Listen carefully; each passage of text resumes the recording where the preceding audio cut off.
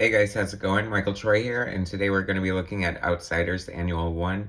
This is by Mike W. Barr and Kevin NOWLAN from 1986.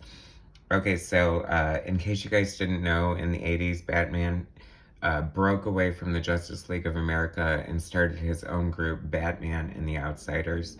Um, and they would eventually graduate and outgrow Batman and break away from him and just be the Outsiders. And that was the start of like the Outsiders as a group unto themselves.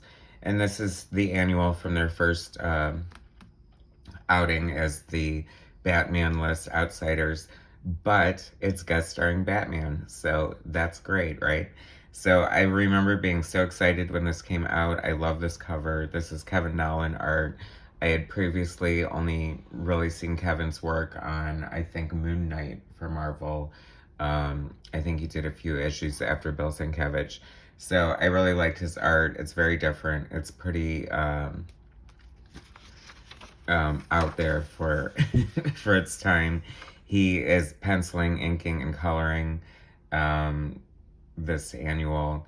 Mike W. Barr is writing, but Kevin is like he can do it all. He's got a great background in design. He's done a lot of logos. The one that really comes to mind is Hellboy. He designed that logo. I don't know if a lot of people know that or not, but and he's a great letterer. I want to say that he lettered his stuff on America's Best Comics, Johnny B. Quick. Anyway, so you can see he's got this great color palette and really different, really unique, really into himself. It's a great double page spread. I really love Batman and the Outsiders. I love these characters: Halo, Katana, Metamorpho, geo-force, and this is his green and yellow costume after his brown and orange costume after his sister Tara died and he no longer wanted to have her, he wanted to have his own costume. And Black Lightning and Looker. Everybody hates Looker, but, I love her.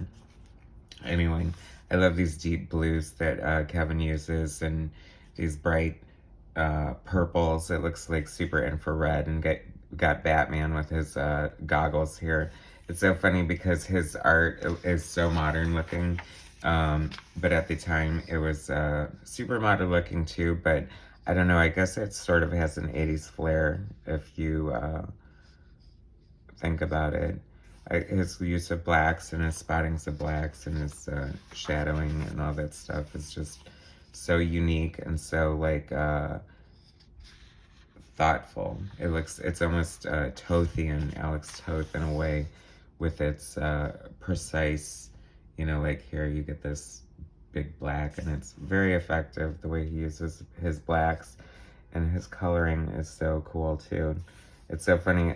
I know I'm a total comic geek when it comes to the art and stuff, and I just get into like, look at this like big room here with all the detailing and all the perspective on the tiles and just the way everything recedes into the picture. And it's boring, but this is why you have to be able to know how to draw everything. Like furniture, as unexciting as it is, it just really completes the story and puts you in a real setting.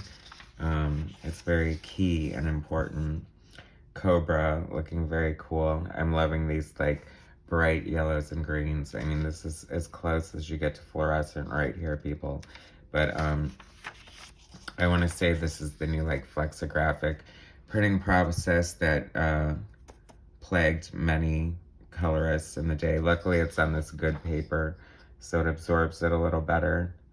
And I mean, it's still quite bright. I love Kevin's uses of Zipatone there. And his women are all sexy, like Simply Irresistible models or something with their slick back hair. Cobra was always a fun enemy for the Batman and the Outsiders. Then we have Looker here on a photo shoot. It's so funny because she debuted. No, Alan Davis drew her debut in Batman and the Outsiders because Jim Aparo was busy drawing Outsiders, which did star Looker, and I have to say she looked like a big drag queen to me with her kind of ridiculous costume. But I mean, hey, it holds its place in history, right? It's so funny. I love Kevin NOWLAN's colors. They're just so great with all this, the color holds and fading into the zipatone and just, I don't know, the palette he chooses. It's just a lot of fun to me. Has a pretty unique style. I can't, like so many other comic book artists, you know, I can see their influences on their work, and unless I'm missing a big one, I really don't. He's pretty unique to me, so I'm not sure. I haven't read an interview with him in a long time, so I kind of forget who he lists as his influence and things like that. Perhaps Alex Toth, because you know, the way he uses his blacks, so I'm gonna bet donuts to dollars that that's one of his influences. But Metamorpho turning into brick and encasing this Cobra guy here, that's fun. These are, see, this is like the funness, for lack of a real grammatical word, of like 80s comics. You know, this is just like a cool, fun Outsiders annual, just like totally unexpected. Like you're getting this killer art and like this great story, and it's like the Outsiders on their own, but you get Batman too, so that's cool. Mike W. Barr, who wrote this, is like a great Batman writer. He did a lot of great Batman stories, like with Alan Davis on Detective Comics, and Batman and the Outsiders, of course. And then the Outsiders, I want to say he wrote Son of the Demon, which was where Talia al Ghul got knocked up with Damien. Fun fact.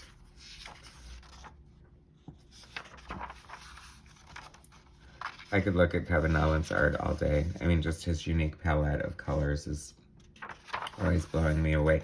I remember he drew an issue of New Mutants too. Do you remember that one, guys? With the binary on the cover. That one was cool. Anyway, so I guess that brings us to the end. Who's your favorite Outsider? Mine was always Halo. Of course, I'm partial to blondes, but what can I say? And then Geo-force was always cool. And I do love Katana. I mean, she was so kick butt with her sword that stole souls and all that stuff. There's an ad for the Jim Aparo Outsiders, and that was cool. I mean, I love all Outsiders. Give it to me. Ad for Watchmen. That's cool. And back when you could subscribe to comics through the actual company. Very cool. Vigilante. Remember how cool Vigilante was? Brian Boland art. That's a great shot of Vigilante. Anyway, oh, Cosmic Boy, Steve Lytle art. Rest in peace, Steve Lytle, but he drew the best Legion, right, guys? Anyway, so that's the Outsiders annual from 1986. Please subscribe, leave a comment, and all that stuff, and I will bring you more content later. All right, thanks, guys.